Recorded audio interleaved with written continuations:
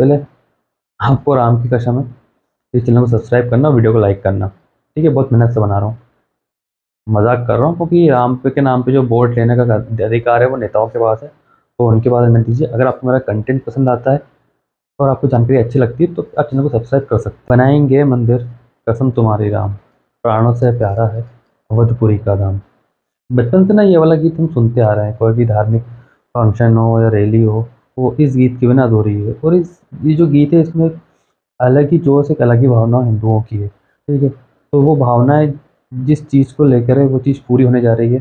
22 जनवरी को अयोध्या में भगवान राम की मूर्ति का मंदिर बन चुका है और उनकी मूर्ति की स्थापना होने जा रही है, तो जो कि हमारे लिए एक बहुत ही खुशी का पल है। बट हमें जानना है कि आज हम लोग के लिए ये खुशी का पल है, 250 साल पहले इसी पल के लिए जय सिंह ने कोशिश की थी। आज इस हम क्षण को एंजॉय करने के लिए बेसब्र हो रहे हैं।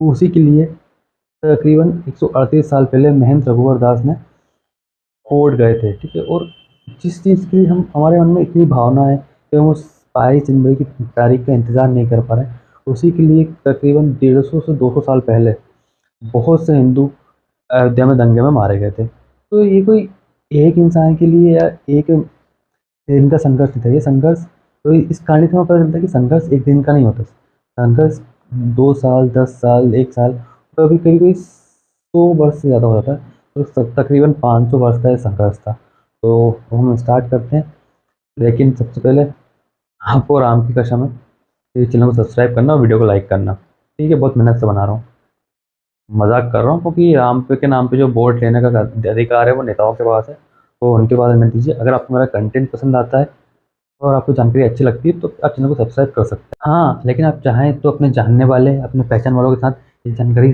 शेयर कर सकते हैं, ताकि उन्हें जो इन 500 वर्षों का संघर्ष है मंदिर निर्माण को लेकर, उन्हें इसकी जानकारी मिल सके। ठीक है, तो 1526 में बाबर भारत आता है, यहाँ तक आने पर को पता है।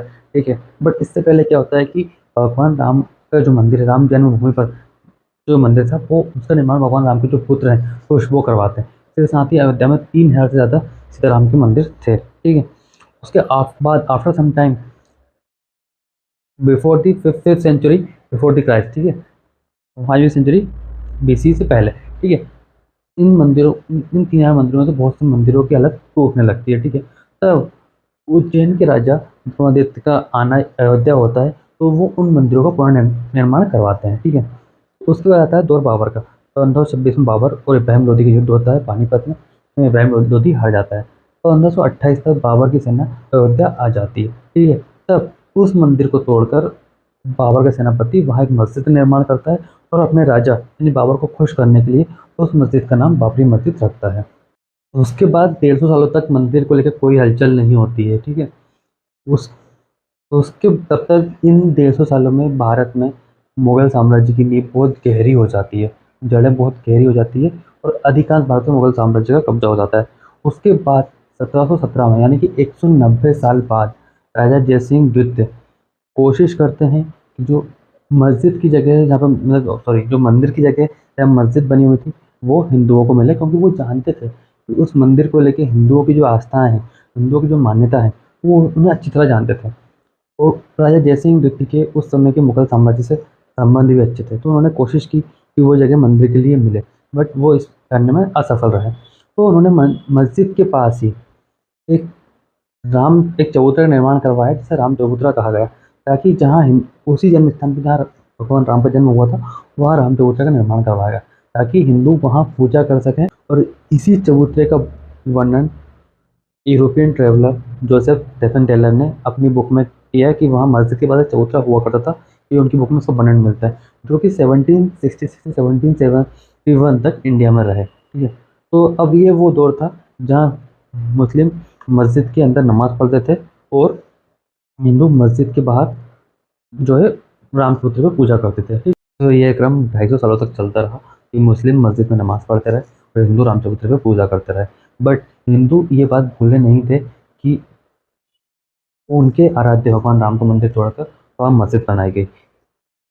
यूँ तो अयोध्या में भगवान राम के हज़ारों मंदिर थे, लेकिन हिंदुओं को उसी जगह पे भगवान राम का मंदिर चाहिए था जहाँ पे वो मंदिर पहले से था, जिसे तोड़कर मस्जिद बनाई गई, क्योंकि वो उनका आस्था का केंद्र था और क्योंकि भगवान राम का जन्म उसी स्थान पर हुआ था इसलिए।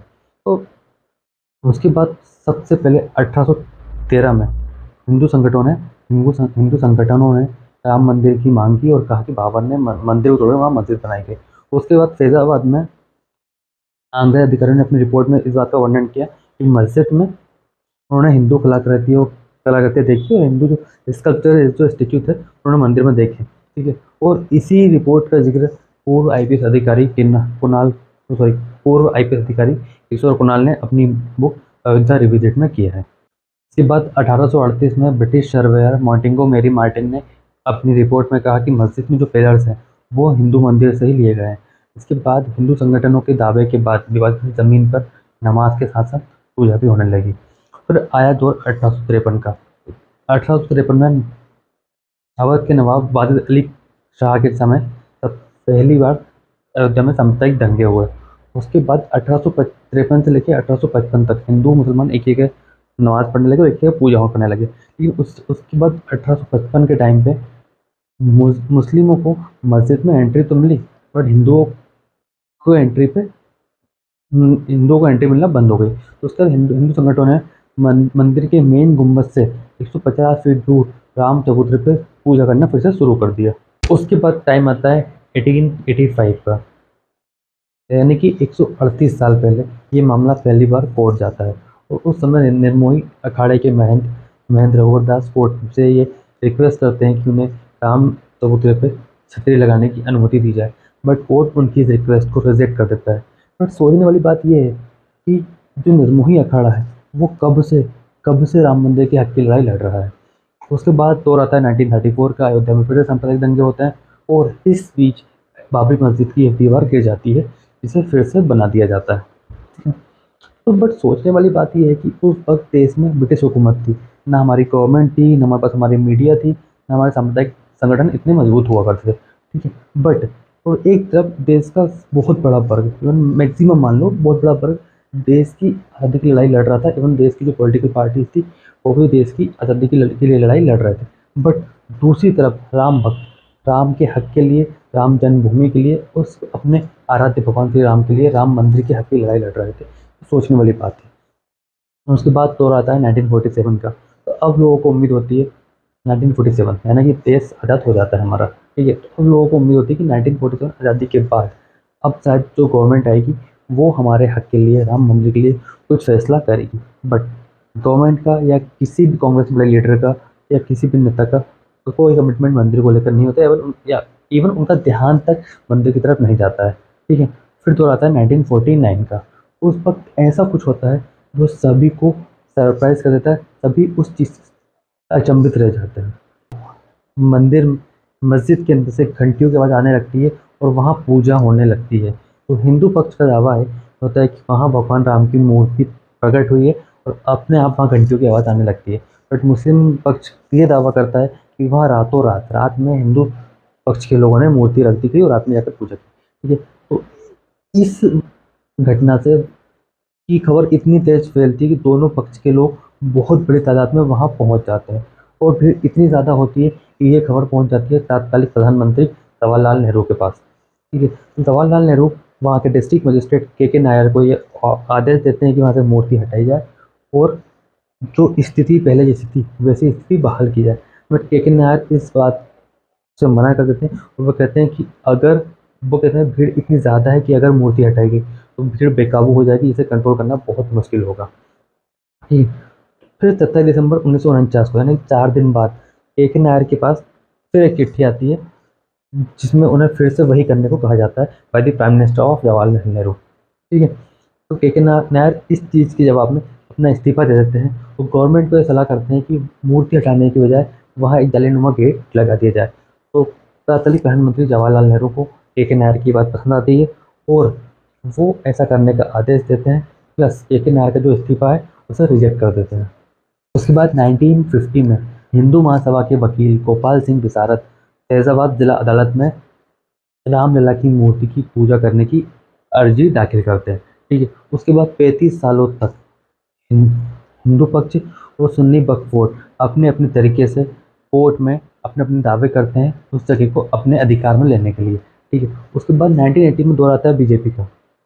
तब 1980 में संघ विश्व हिंदू परिषद, बीजेपी अपने अपने तरीके से राम मंदिर के पक्ष में फैसला लेने के लिए कोशिश करते हैं। ठीक है, तो उसके बाद ये तीनों पार्टीज मिलकर 1984 में दिल्ली के विज्ञान भवन में मिलते हैं और सीतामढ़ी से लेकर अयोध्या तक रथ यात्रा निकालने के लिए मीटिंग करते हैं और इस चीज़ को डन करते हैं। बट 1984 में after the death of prime minister Indira Gandhi के मर्डर के बाद ये जो रथ यात्रा की जो प्लान थी इसे कैंसिल करना पड़ जाता है।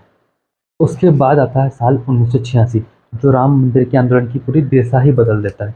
उसमें आपको याद होगा शाहबानो केस में सुप्रीम कोर्ट के पति को शाहबानो को गुजारा भत्ता देने का आदेश देती है। बट सुप्रीम कोर्ट के इस आदेश से मुस्लिम पक्ष के कुछ लोग भड़क जाते हैं और वो कहते हैं कि ये उनके मजहब के खिलाफ है। ठीक है, तो मुस्लिमों को खुश करने के लिए तत्कालीन प्रधानमंत्री राजीव गांधी सुप्रीम कोर्ट के इस निर्णय को बदल देते हैं और इसके अगेंस्ट बिल लाते हैं। ठीक है, तो राजीव गांधी सरकार के इस फैसले से हिंदू भड़क जाते हैं और वह कहते हैं ये मुस्लिम तुष्टीकरण है।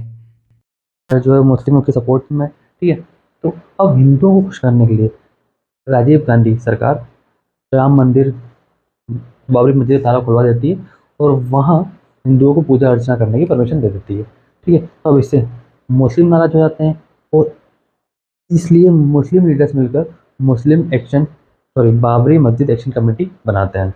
इसके बाद राजीव गांधी सरकार संसद में अयोध्या बिल लेकर आती है जिसे अपोजिशन जिसका समर्थन नहीं करता है।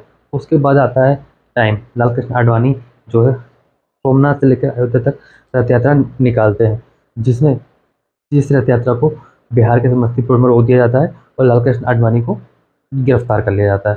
ठीक है, उसके बाद बहुत सारे कार्य सेवक जो हैं वो जिस दिन रथ यात्रा अयोध्या पहुंचनी थी उस दिन अयोध्या पहुंचते हैं as it is without leaders और वो विवादित ढांचे पर झंडा फहरा देते हैं, जिसको रोकने के लिए तत्कालीन मुलायम सिंह सरकार कार्य सेवकों पर गोलियां चलवाती है और बहुत सारे कार्य सेवकों की जहाँ मृत्यु हो जाती है ये कार्य सेवक वहाँ इस घटना में शहीद हो जाते हैं। उसके बाद आता है 6 दिसंबर 1992 का वो दिन, जिसे कुछ लोग सूर्य दिवस के रूप में मनाते हैं, कुछ लोग इसे काला दिवस कहते हैं। ठीक है, यानी कि हिंदू समुदाय उसे सूर्य दिवस कहता है और मुस्लिम समुदाय उसे काला दिवस कहता है। तो 6 दिसंबर 1992 को ऐसा क्या हुआ आइए जानते हैं। तो तब उस टाइम देश के मुख्य प्रधानमंत्री थे पीवी नरसिम्हा राव, तो मतलब कि सेंट्रल में कांग्रेस की सरकार थी और उस समय उत्तर प्रदेश के मुख्यमंत्री थे कल्याण सिंह, यानी कि स्टेट में बीजेपी की सरकार थी। उस दिन 2 लाख कार्य सेवक अयोध्या पहुंचते हैं। ठीक है, तो तत्कालिक मुख्यमंत्री कल्याण सिंह कोर्ट को ये आश्वासन देते हैं कि वो विवादित ढांचे को कोई भी क्षति नहीं पहुंचने देंगे। साथ ही पुलिस को ये आदेश देते हैं कि वह कार्य सेवकों पर गोली न चलाए। पर 2 लाख कार्य सेवक अयोध्या पहुंचते हैं, भीड़ बेकाबू हो जाती है और गोली चलने का आदेश नहीं था। तो होता यह है कि 6 दिसंबर 1992 को 1:55 पर बाबरी मस्जिद का पहला गुम्बद गिराया जाता है। उसके तकरीबन कुछ समय बाद यानी कि 3:30 को दूसरा गुम्बद गिराया जाता है और लगभग 1.5 घंटे बाद आखिरी और जो तीसरा गुम्बद था उसे 5 बजे गिरा दिया जाता है। और इसके उसमें इसके 1.5 घंटे बाद उत्तर प्रदेश में राष्ट्रपति शासन लागू किया जाता है। तत्कालिक मुख्यमंत्री कल्याण सिंह अपने पद से इस्तीफा दे देते हैं। उसके बाद वहाँ हुए दंगों में 1,000 लोगों की जानें जाती हैं। जैसे मुंबई सामुदायिक दंगों में 900 लोगों की जानें जाती है और उसी तरह देश से विभिन्न इलाकों में जाके जाके सामुदायिक दंगे होते हैं इस चीज़ को लेकर और बहुत से लोगों की जाने जाती है। उसके बाद 1992 से लेकर 1999 तक इस मामले को लेकर देश भर में चुप्पी छाए छाए रहती है। उसके बाद बीजेपी के केंद्र में दोबारा आने के बाद यानी कि 1999 के बाद तमाम हिंदू संगठन राम मंदिर विवाद को लेकर सक्रिय हो जाते हैं। उसके बाद कोर्ट एएसआई यानी आर्कियोलॉजिकल सर्वे ऑफ इंडिया को आदेश देता है कि वो इस मामले की जांच करे और आर्कियोलॉजिकल सर्वे ऑफ इंडिया अपनी रिपोर्ट में कहता है कि जहां मस्जिद थी वहां पर हिंदू स्ट्रक्चर्स होने का दावा आर्कियोलॉजी एएसआई करता है। ठीक है, और एएसआई यानी आर्कियोलॉजिकल सर्वे ऑफ इंडिया की रिपोर्ट को ध्यान में रखते हुए कोर्ट उस विवादित जमीन को 3 भागों में यानी कि राम जन्मभूमि ट्रस्ट, सुन्नी वक्फ बोर्ड और निर्मोही अखाड़ा तीनों को इक्वल पार्ट में डिवाइड करके दे देता है। ठीक है, बट कोर्ट के इस फैसले से तीनों ही पक्ष खुश नहीं होते हैं और पहली बार सन 2011 में ये मामला जाता है सुप्रीम कोर्ट के पास। 7 सालों में वहाँ भी कोई सुनवाई नहीं होती है। तो उसके बाद सुप्रीम कोर्ट जो है एक मीडिएशन पैनल बनाकर इस मामले का आपसी रजामंदी से हल निकालने को कहता है। बट इसका कोई हल नहीं निकलता। तो 7 साल के बाद यानी 2018 में सुप्रीम कोर्ट जो है सारे दस्तावेज़ों का इंग्लिश ट्रांसलेशन करने को कहता है। 2019 में कोर्ट सभी पक्षों के सभी पक्षों को सुनने के बाद उसी साल नवंबर 2019 में ये वर्डिक्ट देता है कि जो विवादित ज़मीन है वो ज़मीन राम जन्मभूमि ट्रस्ट को दे दी जाए। और उसके बाद 5 अगस्त 2020 को कमेटी का गठन होता है, मंदिर निर्माण प्रारंभ होता है। तो 22 जनवरी 2023 को राम जन्मभूमि मंदिर में मूर्ति की स्थापना होने जा रही है। ये कहानी शायद वीडियो थोड़ी लंबी हो सकती है, लोगों के लिए थोड़ी बोरिंग हो सकती है, बट ये जानना ज़रूरी है कि 1528 में मंदिर टूटने के बाद आज 2023 में मंदिर निर्माण हो रहा है, मतलब लगभग 492 वर्ष के बाद। तो जिस संघर्ष की लड़ाई एक या दो दिन की नहीं होती है, ये लड़ाई लंबी होती है, ठीक है, बहुत समय ले सकती है। उसके बाद इसके लिए देखो 250 साल पहले राजा मान जय सिंह द्वितीय ने कोशिश की, महेंद्र गौड़ दास ने कोशिश की, तो लेजेंडरी लोग हैं, बड़े बड़े नाम है, तो लोग जानते हैं कि इन्होंने मंदिर निर्माण में कोशिश की। बट उन लोगों का क्या, जो जिन लोगों ने उस विवादित ढांचे को जो तोड़ा था, जिसमें एक परिवार के 2 जुड़वा भाइयों की मौत हो गई, तो उनके पेरेंट्स का क्या होगा कोई नहीं जानता। कुछ टाइम पहले मैं भोपाल स्टेशन पर एक व्यक्ति को भीख मांगते हुए देखा। वो व्यक्ति था जिसने मंदिर के ढांचे को तोड़ा था, ठीक है, जिससे उसके दोनों पैर चले गए थे। तो हमें कोशिश करनी है कि हमारे आसपास जो लोग हैं, ठीक है, जिन्होंने उस काम में मदद की थी, जिनका थोड़ा भी कंट्रीब्यूशन उस मंदिर निर्माण ट्रस्ट काम में रहा है, तो अगर वो कुछ ऐसी कंडीशन में हैं जो लाचार, जो खुद का रो- दिनचर्या रोजी रोटी नहीं चला पाए, तो हमें उनकी मदद करनी है कि वो अपना जीवन ठीक से निर्वाह कर सकें। अगर थोड़ी तो हम उससे उनकी हेल्प कर सकते हैं, ठीक है। तो शायद इसी मायने में सच में राम मंदिर जो है, राम का जो मंदिर है, जो राम राज्य है, सही मायने में आएगा और शायद राम खुश होंगे।